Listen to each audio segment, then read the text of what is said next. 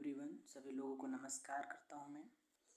हम लोग आज प्रैक्टिस सेट नंबर 2 देखेंगे। पहले प्रैक्टिस सेट को हम लोग कर चुके हैं। हम लोग आने वाले एग्ज़ाम के लिए फोकस कर रहे हैं, खासतौर पे जो भी एसएससी के एग्ज़ाम हैं या रेलवे के एग्ज़ाम हैं, उन तमाम एग्ज़ामों के लिए SSC CGL, NTPC, group D या यूपी पेट हो, जूनियर असिस्टेंट हो या टीचिंग में कोई भी जहाँ पे जीके जीएस पूछा जाता है, उन तमाम एग्ज़ाम के लिए हम लोग कर रहे हैं। तो आइए बिना देर किए हुए हम लोग प्रैक्टिस सेट को स्टार्ट करते हैं। निश्चित तौर पे आपको यहाँ से फ़ायदा होगा और हम लोग एक नहीं, यहाँ से 4-4, 5-5 प्रश्न को देखेंगे एक क्वेश्चन में। तो हमारा पहला प्रश्न है, प्रथम पंचवर्षीय योजना किस मॉडल पर आधारित थी? हेरोल्ड डोमर मॉडल पे, महालनोबिस मॉडल पे, जेडब्ल्यू मिलर मॉडल पे या एस चक्रवर्ती प्रोफेसर शेट्टी मॉडल पे?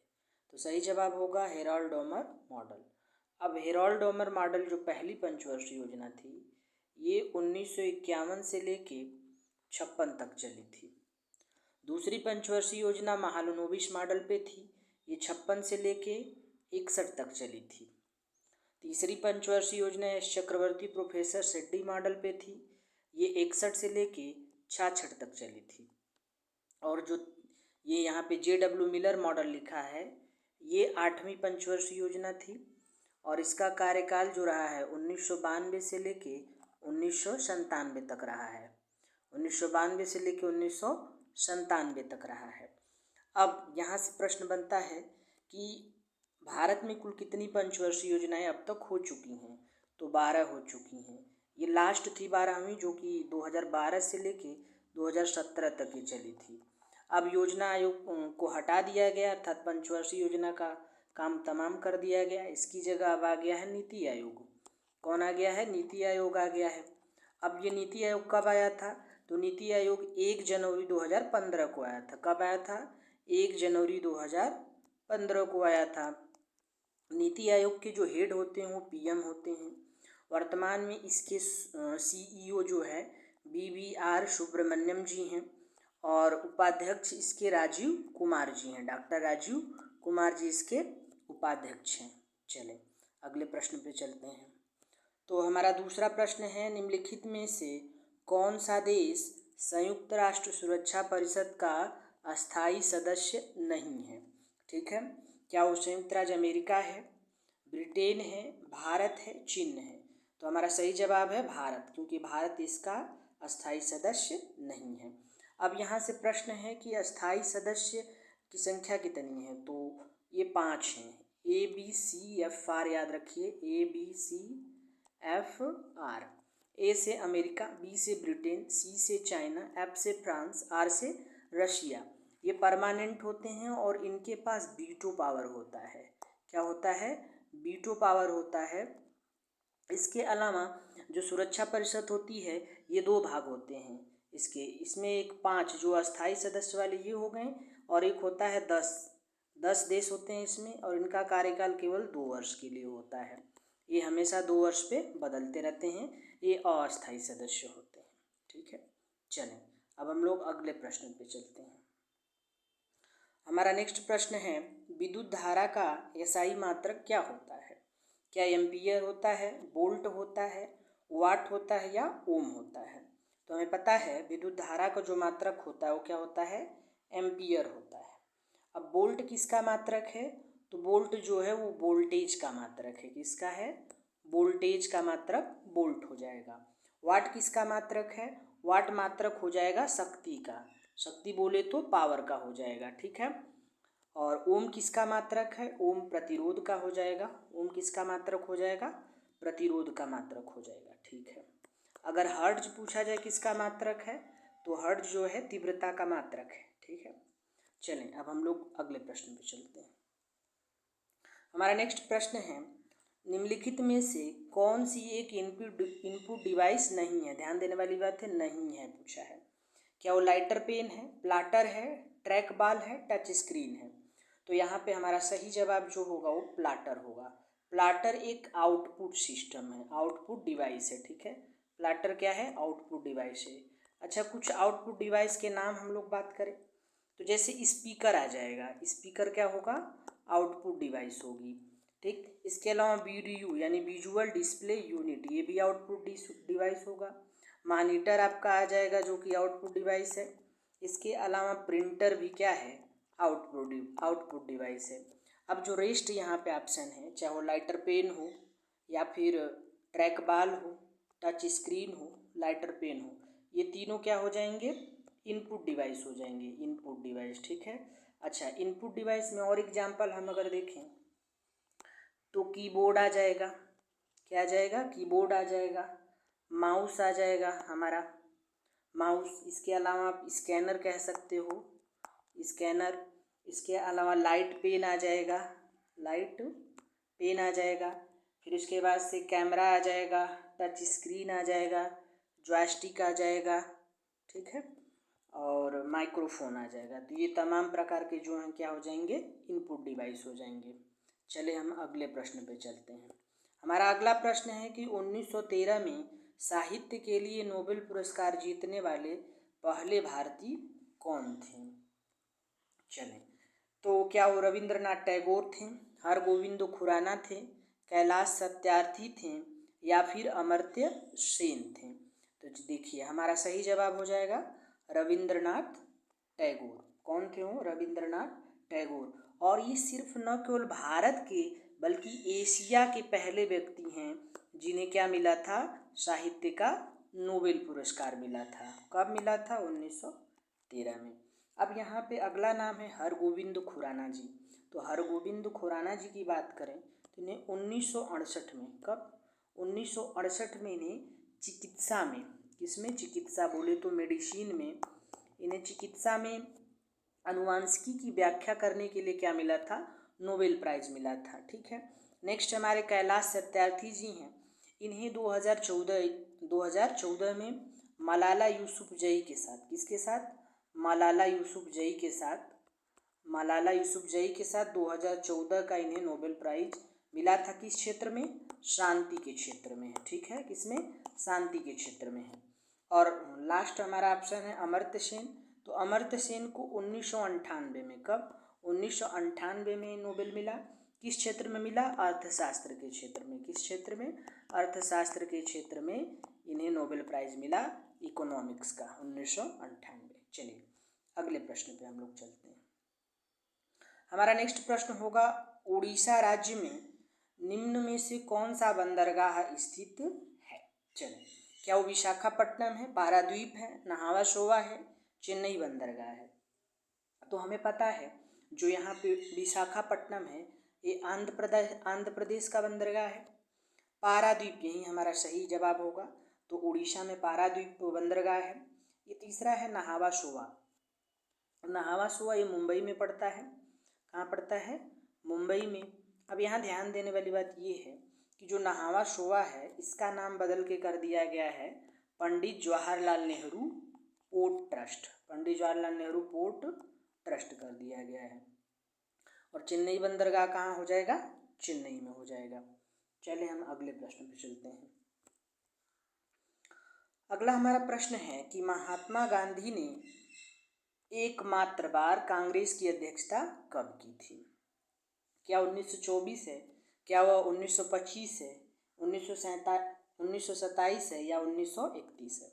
तो हमारा सही जवाब है 1924। तो महात्मा गांधी ने एक बार केवल 1924 में कांग्रेस की अध्यक्षता की थी। और ये था कहाँ पे, ये था कर्नाटक में। कहाँ पे, कर्नाटक में 1924 में इन्होंने किया था। बेलगांव अधिवेशन था ये। कहाँ पे, बेलगांव अधिवेशन था और यहीं एक बार किया था। इसके अलावा यहाँ 1925 जो है यहाँ पे कानपुर में अधिवेशन होता है इस समय। और इसकी अध्यक्षता जो है सरोजनी नायडू जी करती हैं। कौन, सरोजनी नायडू जी करती हैं। और भारत की पहली महिला जो कि कांग्रेस की अध्यक्षता बनती हैं। अगर इसके अलावा पूछा जाए ओवरऑल पहली महिला अध्यक्ष कांग्रेस की, तो हम 1917 में उनको बताएंगे, क्या नाम है उनका, एनी बेसेंट का नाम हम बताएंगे। ठीक है। चलें, अब यहाँ पे 1927 है। तो 1927 को हम किससे लिंक कर सकते हैं, इस समय मद्रास में अधिवेशन होता है। कहाँ होता है, मद्रास में होता है। और मद्रास में अध्यक्षता करते हैं डॉक्टर AM अंसारी। कौन, डॉक्टर A.M. अंसारी यहाँ पे अध्यक्षता करते हैं। अब हमारा यहाँ पे एक और ऑप्शन है 1931। तो 1931 में ये कराची में अधिवेशन होता है। कहाँ पे होता है? कराची में 1931 का होता है अधिवेशन, और इसकी अध्यक्षता करते हैं सरदार वल्लभ भाई पटेल। इनकी जन्म दिवस कब आता है? 31 अक्टूबर को आता है, और इस दिन हम राष्ट्रीय एकता दिवस के रूप में मनाते हैं। चलिए नेक्स्ट हमारा प्रश्न है, दूसरी बौद्ध संगति का आयोजन कहाँ हुआ था?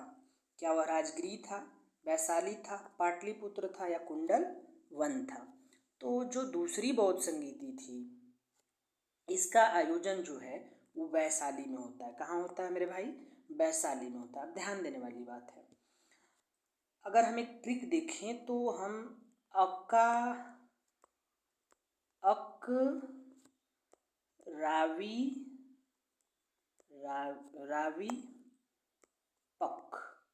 रावी पक लिखेंगे। अब यहाँ से हम ये चीज़ क्लियर करेंगे, क्या करेंगे कि अ से हो जाएगा आजाद शत्रु, अ से क्या होगा? आजाद शत्रु, र से हो जाएगा राजगृह, यानी आजाद शत्रु ने कहाँ अध्यक्षता की? राजगृह में। का से हो जाएगा कालाशोक, कालाशोक ने कहाँ किया? वैशाली में। अ से अशोक हो जाएगा, अशोक ने पाटलिपुत्र की अध्यक्षता की। और क से हो जाएगा कनिष्क, कनिष्क ने कुंडलवन कश्मीर में अध्यक्षता की। ये चारों हो गई, ठीक है, यही चार है, अकाक, रावी, पक। चले नेक्स्ट हम चलते हैं। हमारा अगला प्रश्न है, निम्नलिखित में से ठंडा शीत मरुस्थल कौन सा है? सबसे ठंडा शीत मरुस्थल कौन सा है? क्या वह सहारा है, क्या वो पेंटागोनिया है, आर्कटिक है, या अरेबियन? तो हमारा सही जवाब होगा आर्कटिक। तो सबसे ठंडा मरुस्थल कौन सा है? आर्कटिक है, ठीक है। यहाँ पे -40 डिग्री सेल्सियस तक टेम्परेचर होता है। कितना? -40 डिग्री तक। और कहाँ पड़ता है? ग्रीनलैंड का पार्ट है, और कुछ पार्ट इसमें उत्तरी कनाडा का भी आ जाता है, इसके अलावा साइबेरिया का भी आ जाता है। तो उत्तरी कनाडा, साइबेरिया, ग्रीनलैंड, यहाँ का टेम्परेचर -40 सेल्सियस तक होता है, आर्कटिक है, और सबसे ठंडा मरुस्थल है। अब सहारा जो है ये अफ्रीका महाद्वीप में पड़ता है। कहाँ पड़ता है? अफ्रीका महाद्वीप में पड़ता है, और विश्व का सबसे बड़ा रेगिस्तान भी है। ये विश्व का सबसे बड़ा रेगिस्तान है। चलिए, और एक लास्ट बचा अरेबियन सी, तो अरब में, ठीक, अरेबियन सी, ठीक। चलिए अब हम लोग नेक्स्ट चलते हैं। हमारा अगला प्रश्न है, भारत में प्रथम रेलवे कब चली थी? तो 1853 में, 1854 में, 1857 या 1858? तो हमारा सही जवाब इसका होगा 1853 में पहली रेल चली थी। वो डेट था 16 अप्रैल 1853 का। कब? 16 अप्रैल 1853 का था। 34 किलोमीटर वो चली थी टोटल, और इसमें 13 डब्बे थे इस ट्रेन में। कितने डब्बे थे? 13 डब्बे थे। कहाँ से कहाँ तक चली थी? बम्बई से ठाणे तक चली थी। कहाँ से कहाँ तक? बम्बई से ठाणे, ठीक है। चलिए अगले प्रश्न पे हम लोग चलते हैं। पौधों में पानी को उसकी जड़ों से पत्तियों तक कौन पहुंचाता है? ये बहुत अच्छा प्रश्न है। क्या वो फ्लोएम है, जाइलम है, पैरेन्काइमा है, या कोलेनकाइमा है? ठीक है, तो सही जवाब इसका होगा जाइलम। जाइलम क्या करता है कि पौधों से जड़ों से लेके पानी पहुंचाता है पत्तियों तक। फ्लोएम का काम होता है, फ्लोएम ऐप से, फ्लोएम मतलब फूड, भोजन का पहुंचाना इसका काम है। जाइलम ज से जल, याद रखिए, ठीक है। और पैरेन्काइमा जो यहाँ पे दिया है, यह फलों के गुद्दों में पाया जाता है। कहाँ पे? फलों के गुद्दों में पाया जाता है। चले हम अगले प्रश्न पे चलते हैं। बहुत इंपॉर्टेंट प्रश्न है ये, कि गरीबी हटाओ का नारा किस पीएम ने दिया था? गरीबी हटाओ का नारा किस पीएम ने दिया था?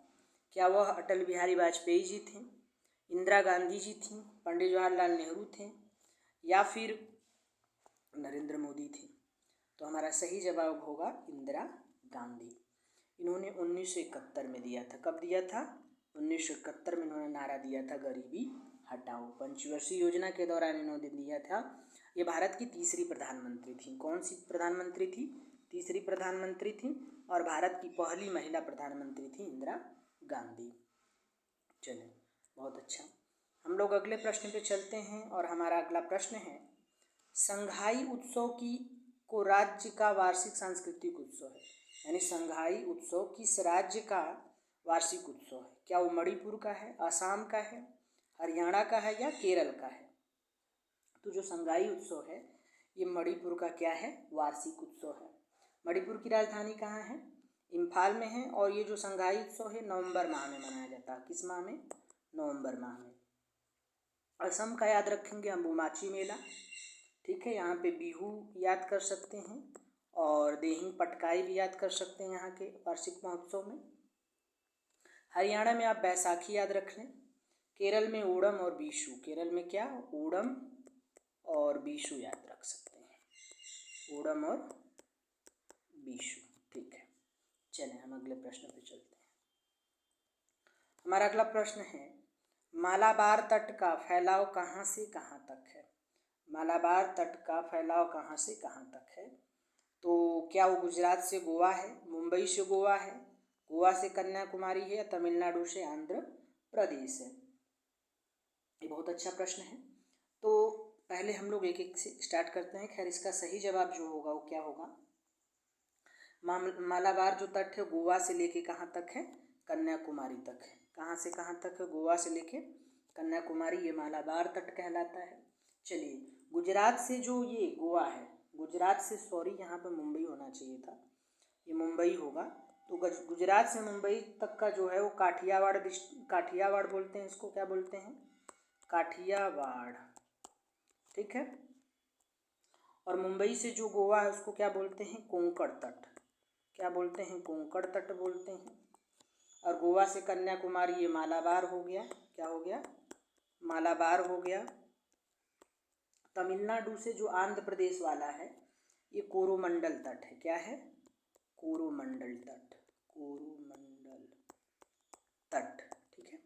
चलो नेक्स्ट प्रश्न में चलते हैं और ये हमारा आखिरी प्रश्न होगा कि अंतर्राष्ट्रीय स्वास्थ्य दिवस कब मनाया जाता है? तो 7 अप्रैल को मनाया जाता है। हमारा सही जवाब क्या होगा? 7 अप्रैल होगा।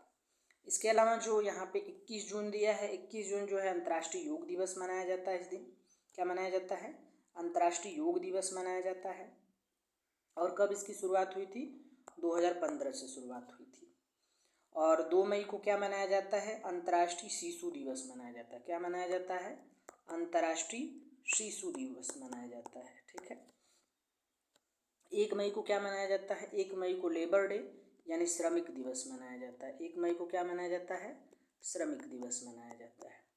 चलो, इसके अलावा हम लोग थोड़ा सा देख लेते हैं इम्पॉर्टेंट आबिचुरी जो 2024 में निधन हुए हैं, यहाँ से एग्जाम में प्रश्न पूछे जा सकते हैं। पहला ये रतन टाटा सन्स के प्रमुख थे, इनकी मृत्यु हुई 2024 में। रतन टाटा। कनकराजू कुसाड़ी ये डांस मास्टर थे, इनकी भी मृत्यु हो गई।